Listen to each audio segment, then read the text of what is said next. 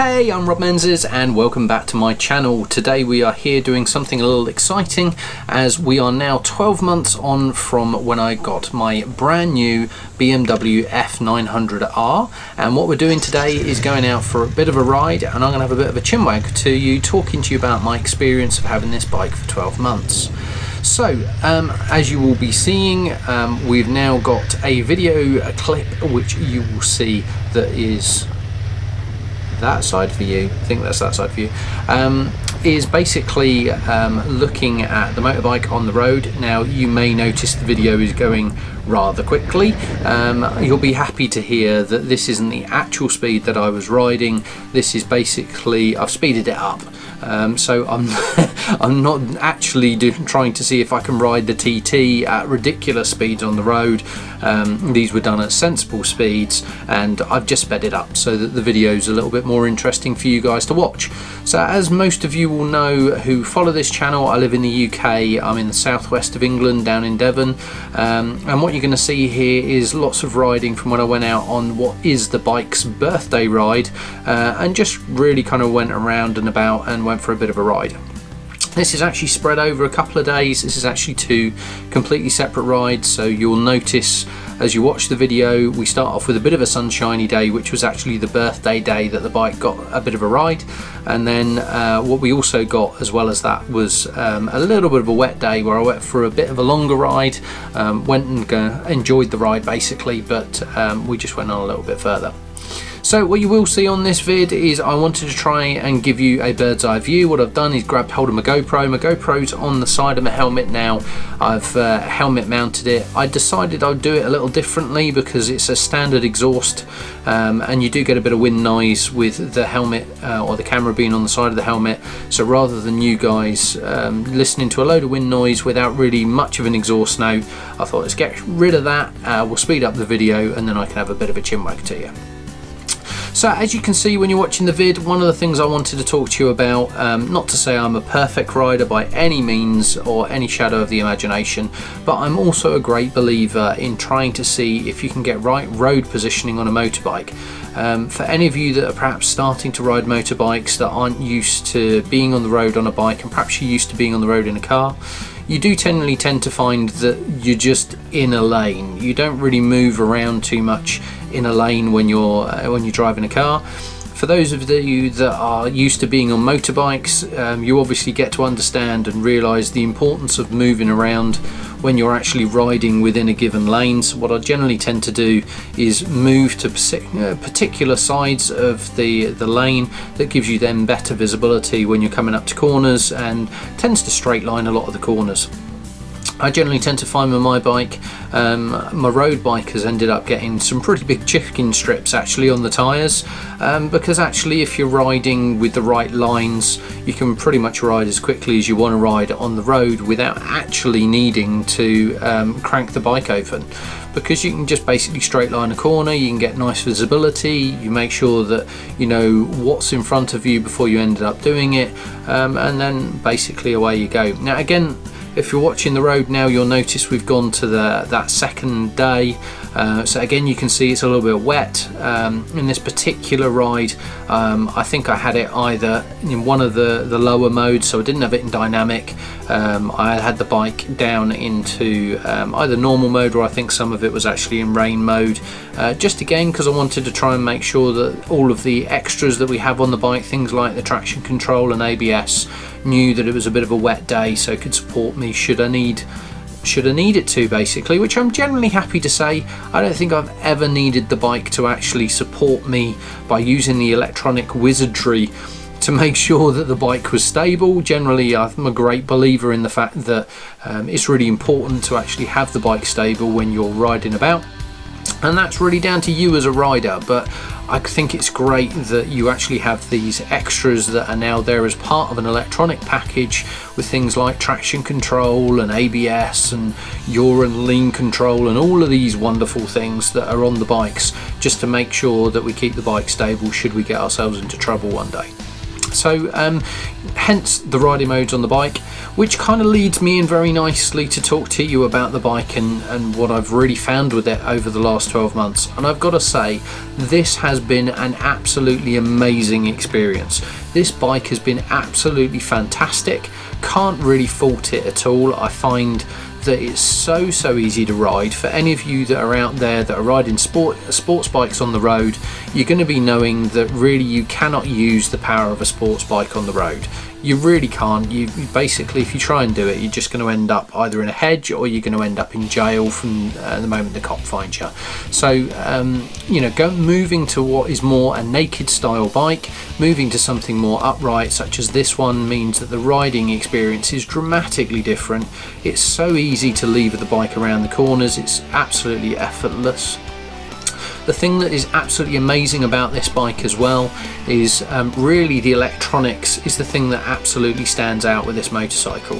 So you would see kind of a standard screen that I've put on the bike for you here. So you can see it's quite a big screen, it's quite a big dash that's on there, and it really is, you would have heard me talk about this before, it's like absolute Darth Vader's bathroom, and by that I mean there is everything on it. So as you're riding along, you get to see what lean you've done, you get to see how much you're accelerating, you get to see how much you're braking, all of the normal bits with regards to trip computers.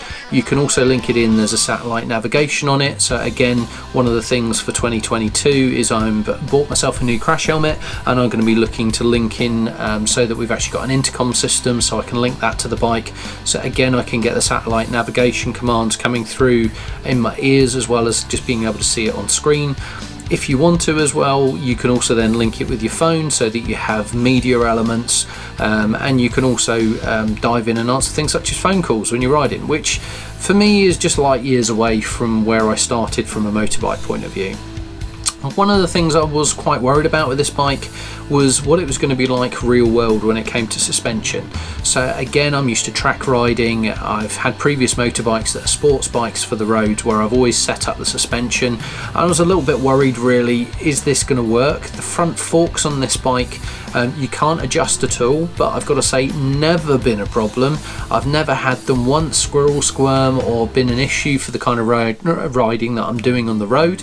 And from the rear shock point of view, one of the things that's fantastic with the bike that I've chosen is you obviously got those rider modes, and as you go through those rider modes, you've got an option then of basically changing the suspension as you go through. So as you go from a normal riding mode to a dynamic, it firms things up for you to make it a little bit more sporty. But as well as that, I'm not a small guy, I'm basically like 16 stone, so what I've tended to do is there's a setting on the dash as well where you can choose whether you're riding as a single person with luggage, or a pillion with luggage. So what I've actually done for myself is I've set it so that I'm a single rider with luggage, and I just basically consider my fat heifer of a stomach the luggage. That's worked really well, and again, I've seen some really great tyre wear. That one's gone through fantastically well and really worked for me, so that's worked out very well. Again, when I kind of consider the electronics on the bike, there's so much that you can actually do on here. You've got so much that's on the dash. This is a keyless entry on the bike as well, so you don't actually stick a key on the bike, you just basically put a key fob that is basically in your pocket, so you never really need to actually plug a key in. That's exactly the same for the petrol tank as well, so that works, so you never need to use the key, which is really great. Again, all of the controls really simple. You'll see on the left hand handlebar, you've got a scroll wheel there, and again, you can control all the menus with the scroll wheel, and kind of tip it left and right so that you can go through the menus there. Really easy to change through your riding mode, which is on your right hand handlebar, so that one's really nice and easy to do as well. Riding position, really comfortable, cannot fault it at all, really nice. So again, very happy with it. And probably one of the biggest things that I've noticed with this bike, and an absolute must, is actually the quick shifter and auto blipper on this bike.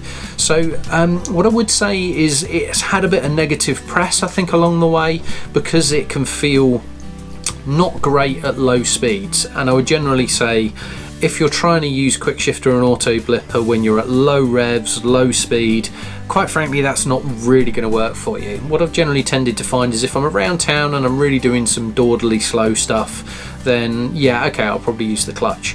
But the moment you're out, the moment you're moving, I really kind of consider this bike like a semi-automatic, because the moment you're actually out on an A road, quite frankly, you don't touch the clutch. If you want to go up or down gear, you just move your left foot, don't bother touching the clutch at all. And quite frankly, it completely changes your riding experience, makes it really dynamic. So easy if you're going to do an overtake, many of which you will have just seen.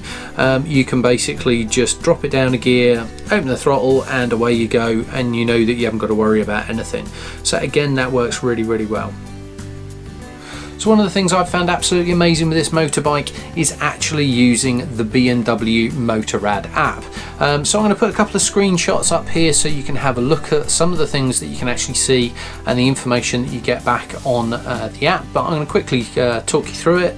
So kind of the opening screen, what you get is you get to see your bike, you get to see what it is, you can name your own bike. I've actually called my bike Stella, so there you go, I've named it, that's what it's called.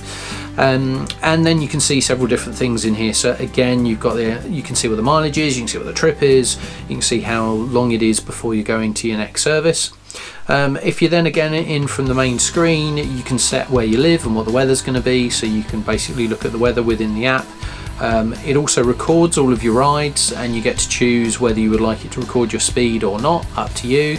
But again, you get all of your rides recorded, so you can look back, which is really great actually, because when you go out on some organised rides, which I tend to do, where perhaps someone else is leading the ride, then also again it's really, really helpful, because you basically get to a stage where you can look back and see where in the earth you just went, because quite regularly I find that I haven't had a clue where it was that we were. So I get to go back in the app and go and relook at those rides, and again it tells you when your next service is within another part of it. Again, coming back to those recorded rides, what you can do as well is when you're starting and stopping, it kind of breaks it into different rides. When you get to the end of your day, you can group those into one, as I've tended to do. If you've taken any photos while you're out and about, you can tag that into the ride, so you can really kind of personalize it. And also it gives you an option then of a photo with some of the data information from the ride that you can then post on social media if you want to. So it's a bit of a gimmicky thing, but it makes it more of a personal experience, and it's something that I very much enjoyed. Also then, if we're really digging into the ride, you can really get into this analytics. So as you'll see on this particular screenshot, this ride from the 22nd of August, you can see things such as your maximum engine speed on the day, your lean angles left and right, your accelerating, your braking. You also get things like top speed and altitude and temperature and everything basically. Again, you can then go in and replay and analyze your ride, so you can literally go through, see the engine revs, see your speed, see where ABS kicked in or where traction control kicked in. So again, it's those kind of things that you get to do within the ride, so that's kind of a good one. The other bit that's really nice that I like is you can actually plan a route which links with the satellite navigation when you're out actually riding.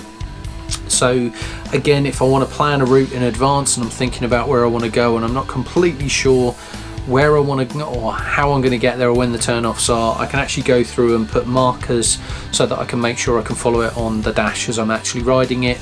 When you're on the bike, you can just push a button, it links up and recognises that's the ride that you want to run. So again, that one works really, really well. And then finally, there's a whole menu screen here where you can choose things such as the maps that you want to download, what vehicles you're allocating into the app, again, all your journey settings and all those kind of things. So that gives a really good overview of the app. As you may have guessed, I've been really excited about this bike. It's 12 months in. I'm really looking forward for the next 2 years worth of riding on this bike. It really is absolutely fantastic. Again, I'm looking to try and make a few more of these videos. I'm going to see how I can adapt and how I can play with them a little bit more and give you a bit more of an on-road experience and some of the wonderful sights that you get to see as part of Devon riding within Devon and Cornwall down in the southwest. So if there's anything in particular that you'd be really interested in knowing about this bike, or if you'd like to see some more rides out on the Devonshire roads, please do put a comment down below and I'll be more than happy to see if I can support your request. So I hope you enjoyed this video. I hope this one was a good one for you. As you've probably guessed, no negatives about this bike, all positives. It's the birthday bike, the birthday boy. I'm absolutely loving it, and the only negative thing that I have to say about this bike is I didn't get the opportunity to ride it more in 2021. Thanks for sticking around. I hope you enjoyed this. Keep an eye open for more motorbike videos coming in 2022, and I look forward to catching you on a ride very, very soon. I hope you enjoyed this video. If you did, then please remember to not only like the video but also hit that subscribe button so you don't miss out on future videos like this in the future. Thanks again for watching, and see you again soon.